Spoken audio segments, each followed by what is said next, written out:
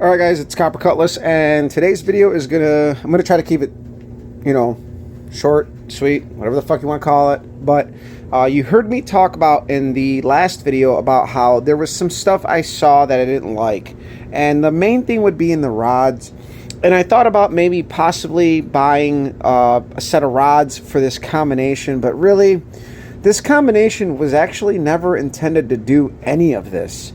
This whole combination was actually supposed to be like a 12-0 combo that I could just bracket race. And then our first time out, after a couple of passes, this thing ran an 1158 with an RPM intake and a carburetor that was not set up for the engine at all. I mean, if you guys think back to the second to last video where I documented my entire day at the track, that's my number 6 headed 350. That one's got the light pistons, a tight ring pack. It's got the old Ultradyne grind cam in it.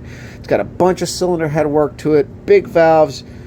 I mean, it's on paper, it seems like it would be a lot better than this engine, but we really had to make do with what we had to really get that engine. And by that, I mean, like, we had to work to get that engine down to an 1151 at just a little over 115, and my goal was to get that thing to 60 in the 150 range, which we fell just shy because it did a 16060, and I wanted it to trap at 116 miles per hour, just shy, but it'll get there.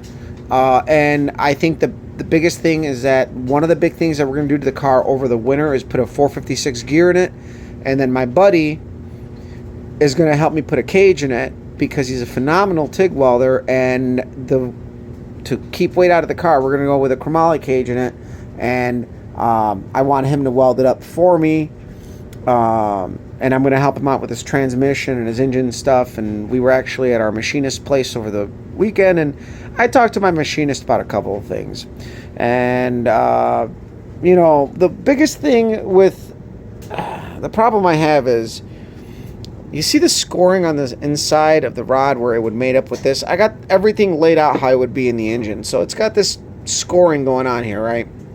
Which, it's not shiny. So that didn't happen,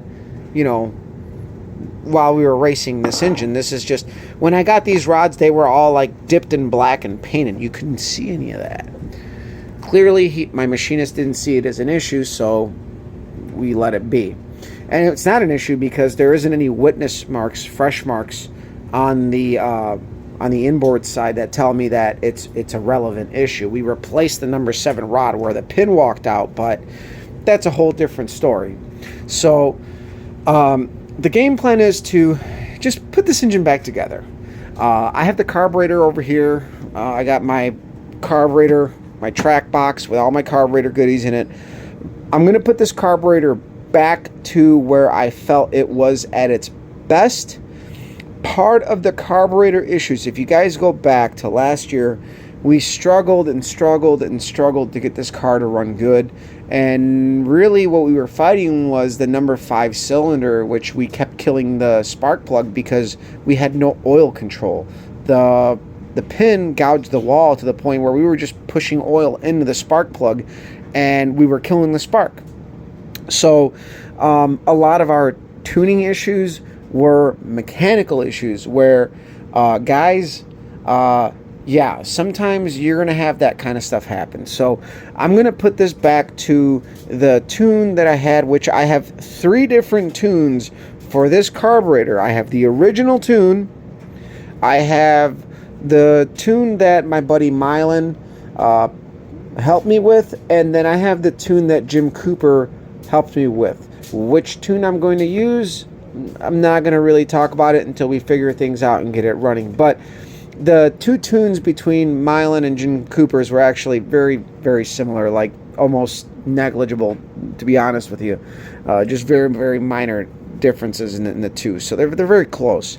But another thing we're going to have to do is, I retained the Kenny Bell oil pan, but if you guys remember, the Kenny Bell oil pump took a shit on us when I put the number 6 350 back together, and we lost oil pressure, and I ended up taking the oil pump out of this engine combo to put on that.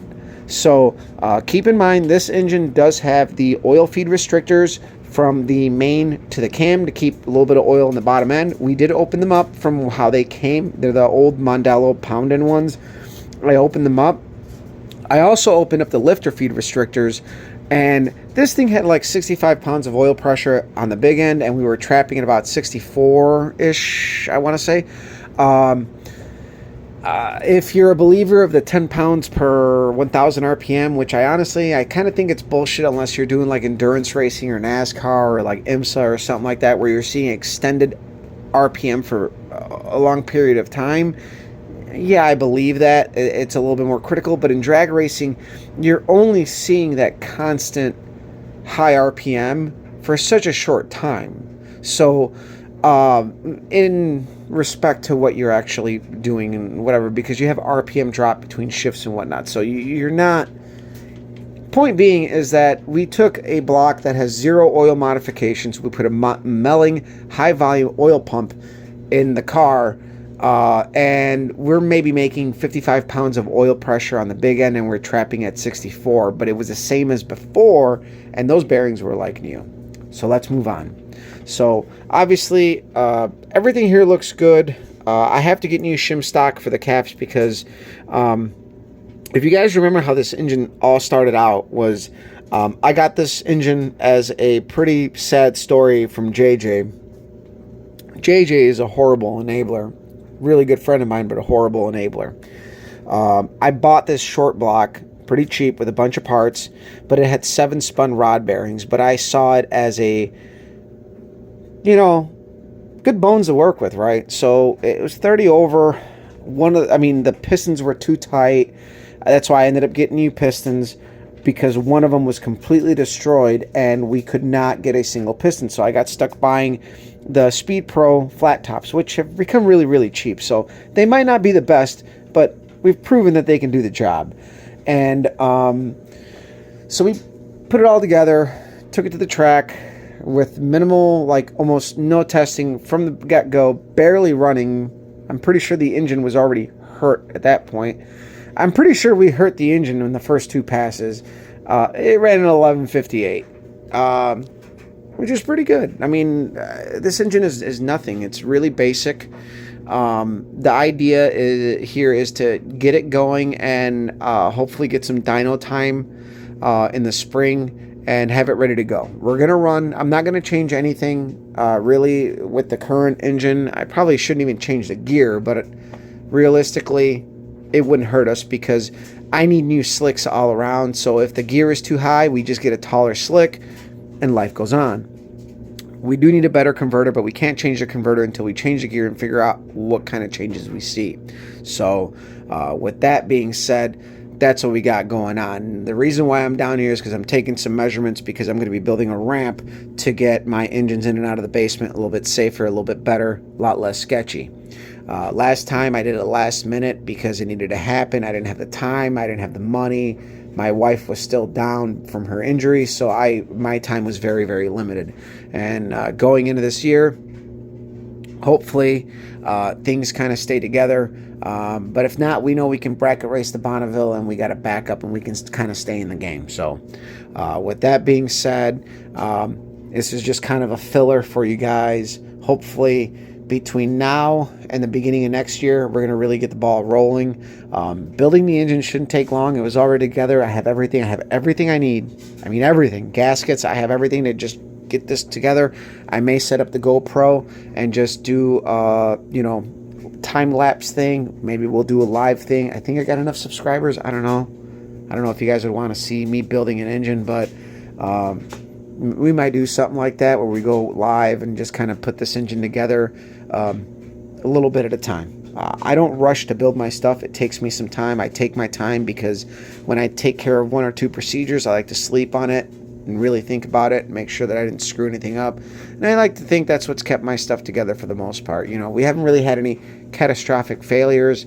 We had a rod failure, but we're using 50-year-old parts that we don't know how many times they were reworked, to be honest with you. So that's why I am very, very adamant about when I buy a core engine, I know its history, or I know that it's an untouched core. And I have a core out there that is going to be the basis of essentially, I think I want to build like an old style 362 with a Chevy rod and offset grind the crank.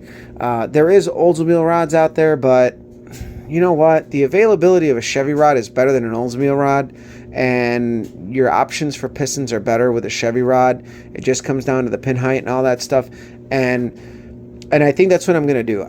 Between everything I have, I just need a really stout short block. I think that's the weakest point in everything I have is a short block. So in the course of the next year, I'm going to put together a killer short block, and I have something in the works that might cut down our work in half, but I'm not going to bank on it. So on that note, I'll leave you guys in a little bit of suspense, but just stay tuned.